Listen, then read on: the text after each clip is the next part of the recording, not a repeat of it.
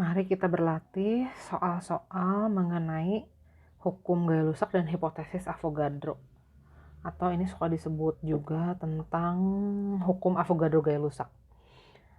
Soal pertama, pada suhu dan tekanan tertentu katanya 1 liter gas nitrogen bereaksi dengan 2 liter gas oksigen, membentuk 1 liter gas oksida nitrogen yang kita tidak tahu apa, jadi kita misalkan NXOY. Nah, kita diminta menghitung berapakah nilai X dan Y-nya. Kita tuliskan dulu gas nitrogen bereaksi dengan oksigen. Hasilnya adalah oksida nitrogen yang kita tidak tahu berapa jumlah atom-atomnya. Nah, volume nitrogennya 1 liter, oksigennya 2 liter, dan NXOY-nya 1 liter. Menurut hukum perbandingan gas dan hipotesis Avogadro, perbandingan volume itu akan sama dengan perbandingan koefisien atau jumlah molekulnya. Jadi perbandingan koefisiennya adalah 1 banding 2 banding 1. Atau kita bisa nyatakan berarti koefisiennya 1, 2, dan 1. Nah, kalau udah sampai sini gampang. Kita tinggal hitung jumlah atom N di sebelah kiri. Jumlah atom N di kiri itu adalah 2 atom, itu harus sama dengan jumlah atom N di sebelah kanan. Di sebelah kanan jumlah atom N-nya X, jadi X-nya 2. Kemudian kita hitung jumlah atom O di sebelah kiri, jumlahnya 4. Di sebelah kanan jumlahnya Y, jadi Y-nya 4. Nah, jadi dari sini disimpulkan bahwa senyawa oksida nitrogennya adalah N2O4 atau dinitrogen tetraoksida. Oke, berikutnya. Penguraian 10 ml suatu oksida nitrogen, kita tidak tahu apa, misalkan saja NXOY, sebanyak 10 ml terurai, menghasilkan, ini A-nya kok hilang, menghasilkan 20 ml nitrogen dioksida, nitrogennya 1, oksigennya 2, jumlahnya 20 ml volumenya, dan 5 ml oksigen rumus molekulnya O2. Nah, kalau kita lihat perbandingan koefisiennya itu akan sama dengan perbandingan volume. Perbandingan volumenya itu kalau kita hitung ini 2 banding 4 banding 1. Bagi 5 aja semua gitu maksudnya. Jadi koefisiennya ini 2, ini 4, ini 1. Kalau 1 nggak usah ditulis. Nah, dengan demikian kita bisa menghitung jumlah atom N di sebelah kiri atau di pihak reaktan. Jumlah atom N-nya 2X, di kanan jumlah atom N-nya 4. Jadi kita dapat nilai X-nya 2. Kemudian kita hitung jumlah atom O di sebelah kiri, jumlahnya 2 kali Y atau 2Y. Di sebelah kanan jumlah atom O-nya 4 kali 2, 8 ditambah 2, 10. Berarti Y-nya 5. Atau senyawa yang dimaksudnya adalah N2O5. Kalau mau kita beri nama, ini namanya jadi dinitrogen pentaoksida.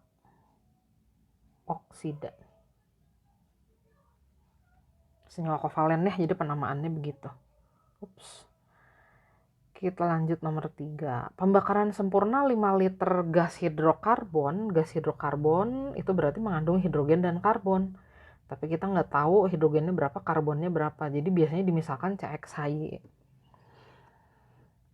Menghabiskan 15 liter oksigen dan menghasilkan 10 liter karbon dioksida. Kita tuliskan dulu persamaannya. Suatu gasnya kita nggak tahu apa, jadi misalkan dulu CXHY.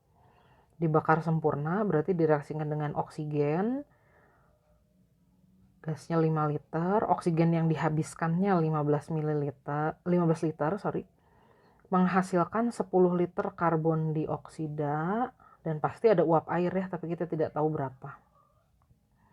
Nah, kita mulai aja, kita kerjakan perbandingan koefisien itu sama dengan perbandingan volume, sama dengan perbandingan 1 banding 3 banding 2 dibagi 5 semuanya. Jadi saya masukkan sebagai koefisien. Nah, di sini kita bisa menghitung dulu yang pertama jumlah atom oksigen. Di sebelah kiri jumlahnya 6. Di sebelah kanan jumlahnya ada 4 di sini ya. Nah, ditambah ini H2O-nya kita nggak tahu.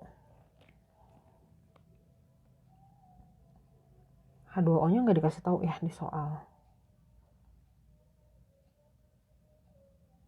Oh, hanya CO2-nya. Sebentar saya cek dulu, siapa tahu salah.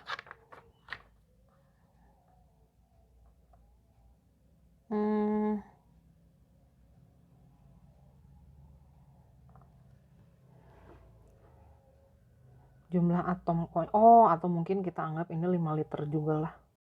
Tekan saja. Jadi koefisiennya 1 ya. Nah, jumlah atom oksigennya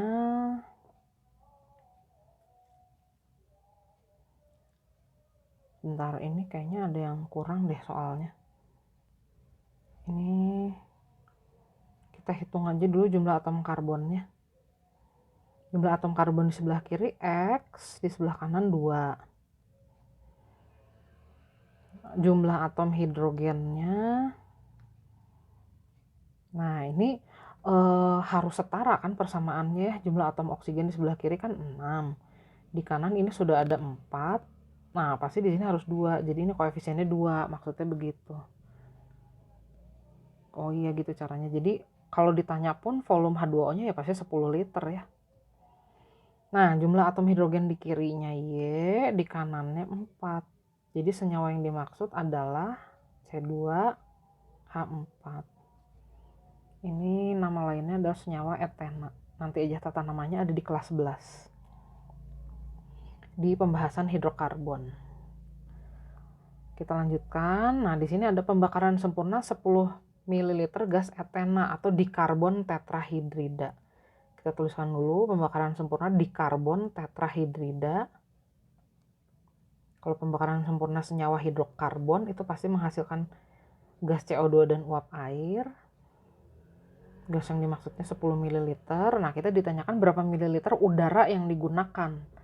Udara itu katanya mengandung 20% oksigen. Jadi kita hitung dulu aja oksigennya ya. Nah, persamaan ini kita setarakan dulu. Ini dari sini ketahuan nih, berarti oksigennya sesuai dengan perbandingan koefisien nih volumenya. Ini kan koefisiennya 3 kali lipat koefisien C2H4. Jadi pasti volumenya ini 3 kali lipat. Berarti 30 ml. CO2-nya 20 ml. H2O-nya 20 ml. Nah, kalau ditanya udaranya berapa?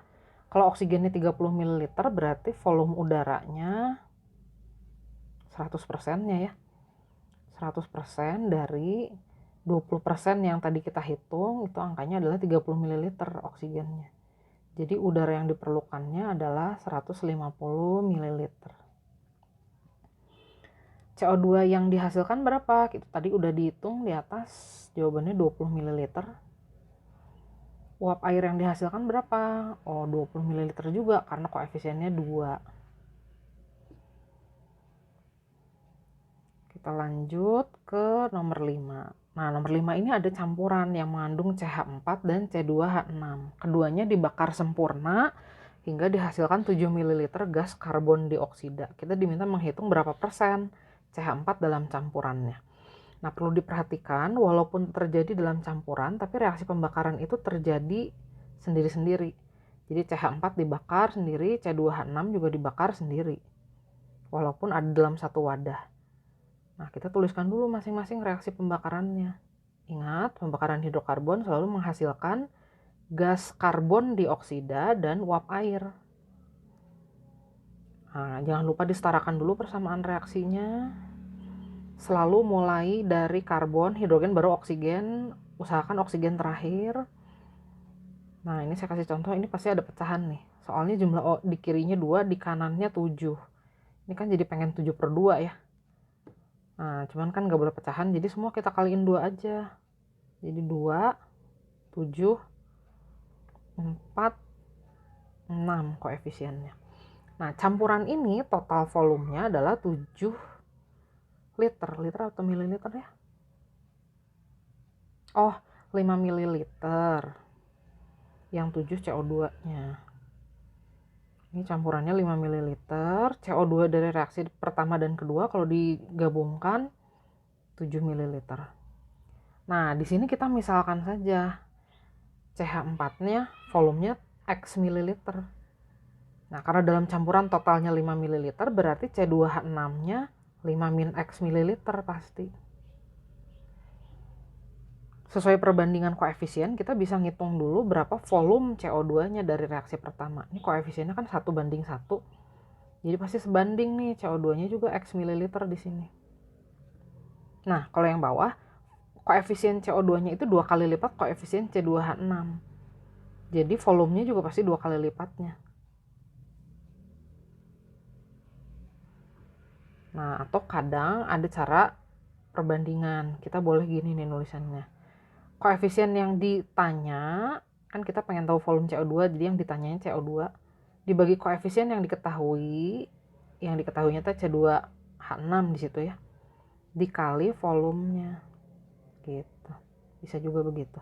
Nah, jadi kita bisa menghitung total volume CO2-nya. CO2 di reaksi pertama X mililiter, di reaksi kedua 2 dikali 5 min X. Total volume CO2-nya 7 mililiter. Jadi kita bisa menghitung berapa X-nya. Berarti X ditambah 10 dikurangi 2X sama dengan 7. Jadi X-nya 3 ml. Nah, kita ditanya berapa persentase gas CH4 dalam campuran. Nah, CH4-nya itu kan tadi volumenya X, totalnya campurannya 5 ml. Jadi kalau kita mau menghitung persennya jadi begini. 3/5 dikali 100%. Jadi campuran itu mengandung 60% CH4 dan sisanya berarti 40% C2H6. Oke, nomor 6. Dalam 1 liter oksigen terdapat 2 dikali 10 pangkat 23 molekul oksigen. Pada suhu dan tekanan yang sama berarti berlaku hukum Avogadro ya. Hipotesis Avogadro. Dalam volume yang sama jumlah molekulnya pasti sama. Nah, ini kita ditanya berapa jumlah molekul nitrogen dalam 1 liter nitrogen. Karena nitrogennya sama-sama 1 liter, pasti jumlah molekulnya juga jadi sama. Jadi di sini jumlah molekul nitrogennya ada berapa? Sama, 2 dikali 10 pangkat 23.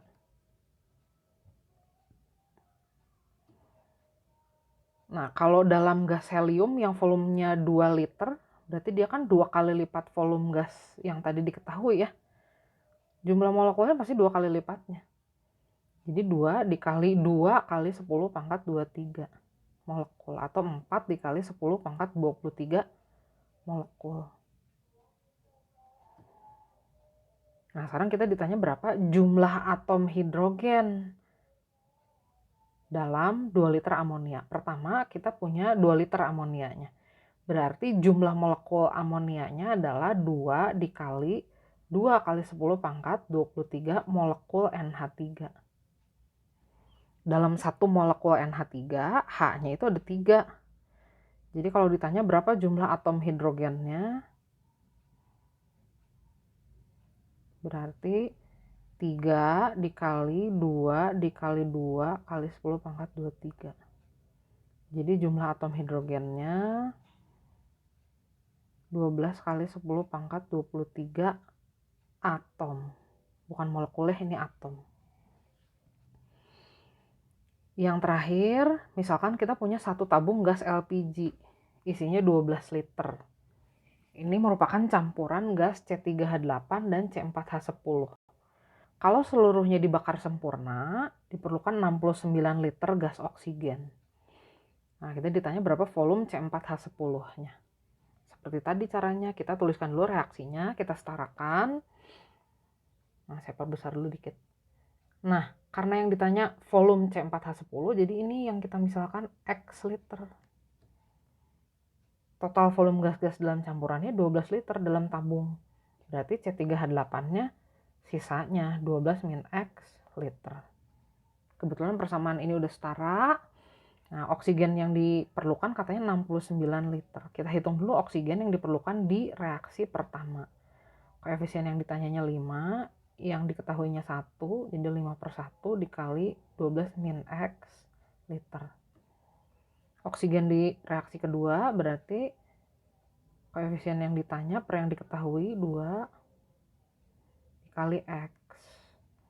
Nah, baru kita jumlahkan. Jadi 5 dikali 12 min X, jumlah volume oksigennya.